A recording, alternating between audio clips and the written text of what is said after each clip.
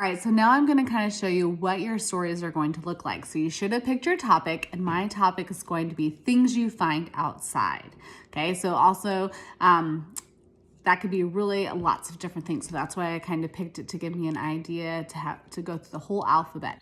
So when you're writing, you can pick, if you don't have paper at home, if you have a notebook, you can just keep it in the notebook. If you don't, using just scrap papers of mail you can use, or just finding anything that your kids can write on. That's what's the important part right here.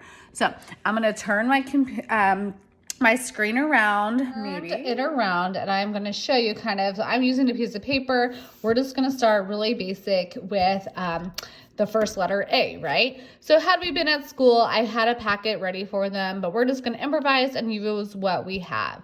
So A, so we're going to start with A. So you're going to do a big uppercase A,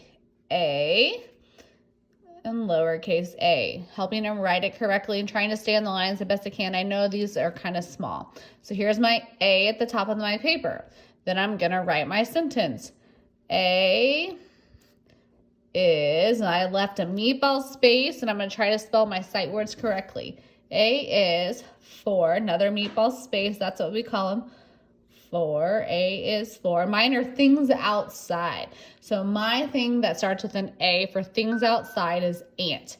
So a lot of times I also have them go back and reread what you're writing, right? So you make sure it makes sense.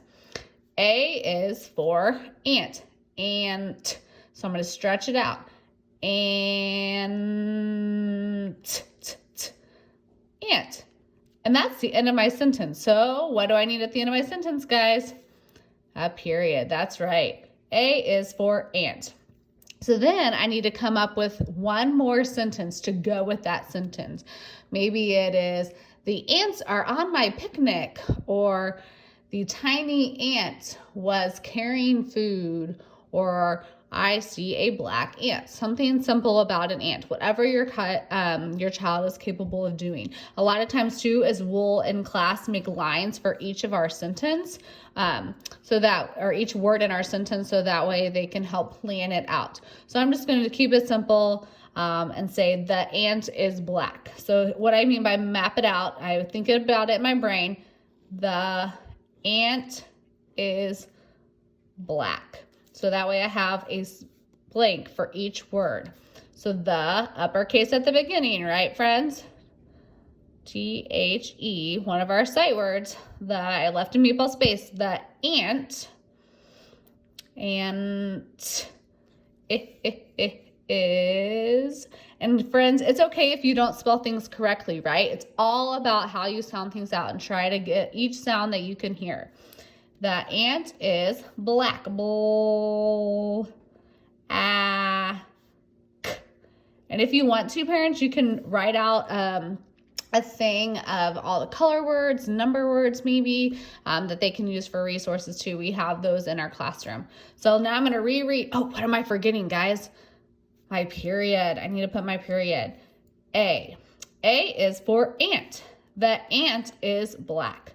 So then, of course, what am I going to do down here? I'm going to draw a black ant, and my students know I am not the best artist, but I try, and I'm not even sure what an ant looks like, but we're going to try. And then I'm not going to just draw that, right? I need to make them fancy cake pictures.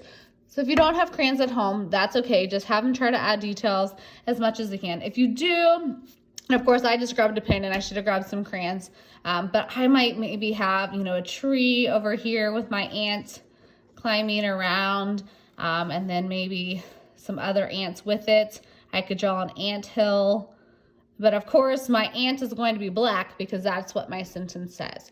So that is how you are going to start your writing every day, writing the letter. A is for blank, and then tell me another sentence that goes with it. I'll be doing more sentences with you all, so that way you can keep up the great work. Bye, guys.